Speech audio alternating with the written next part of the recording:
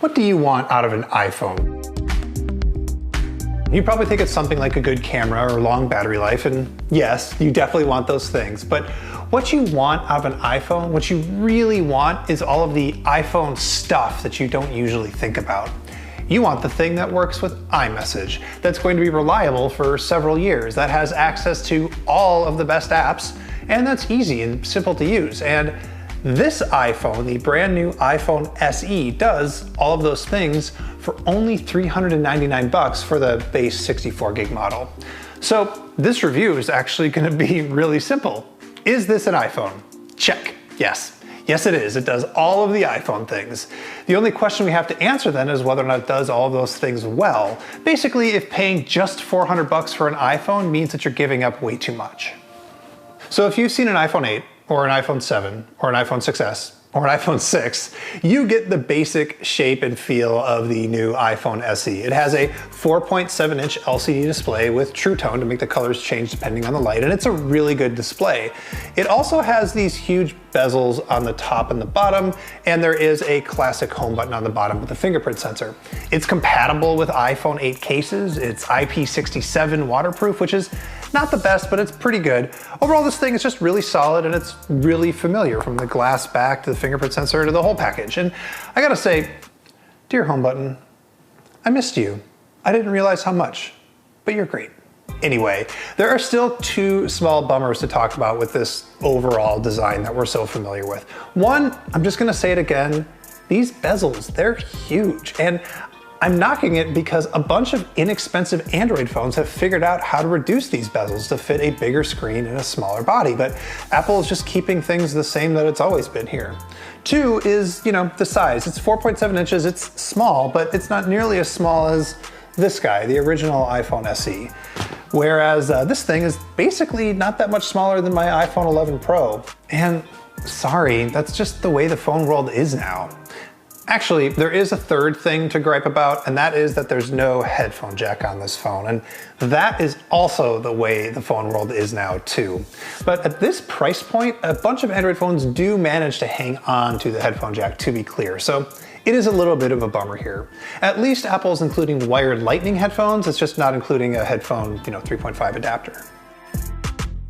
Now, the reason this phone is really impressive is that inside it has the exact same processor as the iPhone 11 Pro. It's the A13 Bionic, and that means this phone is really fast, sure, but the real reason it matters is that it means this phone is sure to get OS updates for many years to come. Now, there may be other Android phones that cost the same $399, but it's not really about that cost, it's about how often you have to spend it. And with this iPhone, you're not gonna have to spend it for a very long time. I was hoping that that modern processor would mean that battery life would be about as good as on the iPhone 11 Pro, but it's not quite. It's still very good, don't get me wrong. I'm getting through a whole day and it's somewhere in the neighborhood of 4 to 5 hours of screen time. It's just not stellar. I am glad it has wireless charging though, which makes the average-ish battery life a little bit easier to deal with. So let's talk camera. There's just one on the back, it's 12 megapixels, and there is a 7 megapixel selfie camera on the front. And for a $400 phone, I have zero complaints. In bright lighting conditions, it's kind of lovely. Photos are well detailed, they're color accurate, and they're sharp. In good light, it is almost hard to tell the difference between this phone and a $1,000 iPhone 11 Pro.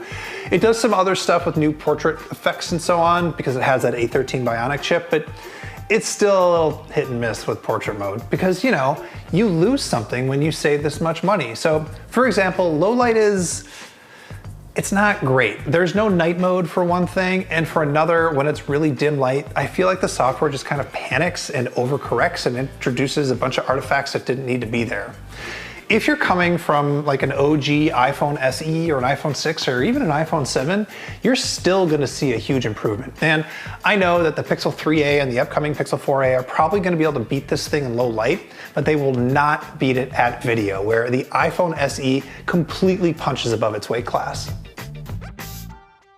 So look, if you took away my iPhone 11 Pro, or because I'm a nerd, I also have a Galaxy S20, and you told me I couldn't have my multiple camera systems or my fancy face unlock or in-screen fingerprint sensor and the big bezel-less OLED screens, and instead I had to use this iPhone SE, I'd be sad. I'd miss those things, but Not as much as you might think, because other than low light photography, I am able to do all the same things that I do on those $1,000 phones on this $400 phone. Now, if I were buying the SE, I would probably spend the extra 50 bucks to get 128 gigs of storage instead of 64. I think it's a good upgrade if you want this phone to last 3 or 4 or maybe even 5 years. And that time span is why the iPhone SE is a big deal. No other phone for less than $500 can, promise that it's going to be this good or that it's going to last that long. And beyond that, the iPhone SE, it isn't just a good deal, it's a really good phone. Hi, thank you so much for watching. Let me know what you think of the iPhone SE down in the comments. And if you missed it, I also reviewed the Magic Keyboard for the iPad Pro, and there'll be a link somewhere on your screen. I never know where to point. I do my best.